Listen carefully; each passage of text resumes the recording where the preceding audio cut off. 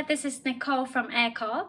If you follow our channel, you already know that we help our clients register companies in Hong Kong and Singapore. But we also take care of companies in China, mainland China, in any province like Shanghai, Beijing, Shenzhen, Guangzhou, or any location where you need to register in China.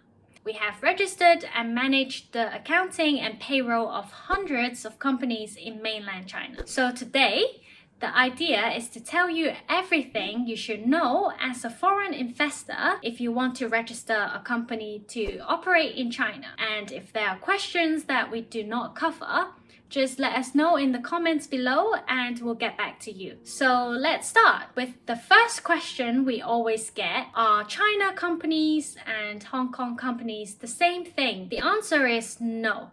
While Hong Kong is part of China, it is considered as a region with a special status and a different legal system. So let's take a practical example. If you want to register a company to hire a local team in mainland China, then you need to set up a company in mainland China and not in Hong Kong. Question number 2. What are the different types of companies in China? Generally speaking, all foreign investors register standard limited liability companies. And these companies are usually called WOFEs and JVs. WOFE stands for Wholly Foreign Owned Enterprise. So what is a WOFE? Well, it is a local mainland China company that is owned 100% by a foreign investor. In other words, this is a fully owned local China subsidiary. On the contrary, JV stands for joint venture. It means a company which has at least 2 shareholders, one being a foreign shareholder and the other being a domestic China shareholder. Question number 3. How long does it take and is it difficult to register a company in China? Well, it used to be quite difficult to set up your business in China, but things have changed. Like if you consider 5 years ago, it would take around 1 to 2 months to create your company. But nowadays, the process is much faster and takes a couple of days only. Regarding the process itself, it is pretty straightforward. If you're a non-regulated business, such as consulting services or trading of goods, then you only need to register your company with the SAMR, which is the State Administration for Market Regulation. And this authority which will issue a business license for your company. And on the contrary, if you're a regulated business, then you need to get approved by your supervising authority before you can register with the SAMR and get a business license. This is, for example, in the case if your company engages in regulated business, for example, insurance services, the distribution of food products, or freight forwarding. Question number 4. Can a China subsidiary engage in any business? Well, this part is interesting because it is different as in many countries. In mainland China, your company gets registered with a specific business scope. It means that at the time you apply to register your company, you need to explain the business of your company, and after it is registered, your company can only operate this business. This is why at the time you create your company, you need to carefully consider your business scope and try to apply for one that is as broad as possible. But do not worry, we'll be there to help you define the right business scope. Question number 5. What is the minimum amount of registered capital? Until a few years ago, depending on your industry, you had no choice but to invest a minimum amount of registered capital. But the requirement is mostly gone, meaning that you're free to set the amount of registered capital that is appropriate for your business.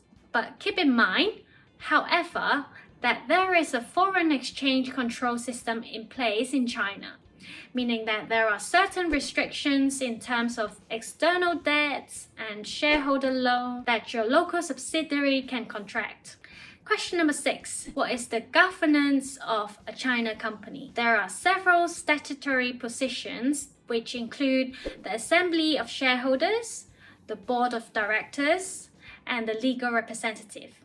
So let's take a look at each of them. The Assembly of Shareholders is an easy one. It means the owner of the company. The assembly is the highest authority of a China company, and by law, it has the power to make the most important decision. The board of directors, its role is to decide on a strategy of the company and report to the shareholders. And finally, the legal representative. It is the person representing the company toward third parties and importantly carrying the company chops and the right to sign on behalf of the company. Here, you should know that there is no need for the directors or legal representative to be residing in China. However, please keep in mind that it may be easier in practice if your legal representative is in China, as he or she may sometimes need to sign or stamp documents. But if your legal representative is not in China, no worries, you can still authorize someone from your team on the ground in China to act on behalf of your legal representative based on a power of attorney. Question number 7. If I set up a company in China, can I get incentives from the government? If you decide to set up in China, you'll often hear that you can obtain incentives such as free office space or tax rebates. Here you need to be very careful. Incentives for certain types of companies involving heavy capital investment do exist, but they require very high level of investments in the range of millions of US dollars. And let's be practical here. If you're just registering a company with a small investment to try the market, you should not really expect to get big subsidies. Actually, we sometimes hear of subsidies if you register in faraway districts, and in this case, you should ask yourself if the benefits that you may get are worth the difficulty of operating from a place far away from a city center, especially in terms of recruitment.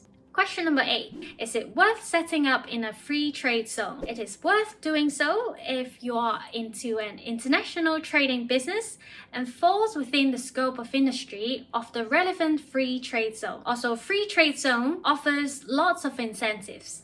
But please read the fine prints very carefully, as the condition to be eligible to those incentives can be quite strict. And the last question for today. Where should we set up our China subsidiary? Well, we often get the question as to whether it is better to go for Shanghai, Shenzhen, Beijing, or even somewhere else. Of course, we can assist you wherever you want to register in China. Generally speaking, our recommendation is simple. You should go where your business is. Investors going to Beijing are usually working closely with the government or state-owned enterprises. Companies going to Shanghai are usually more active in international trade and services. And a lot of companies going to the south in Shenzhen focuses on the technology goods. But all in all, you should know that setting up in one city or another will not really change how your company operates. The same regulations apply to all China provinces. So just think of what is the right place to grow your business. Well, this is it for today. As usual, stay tuned for more information, and if you need to know more about registering your company in China, just reach out and we'll take it from here. Till next time, stay tuned!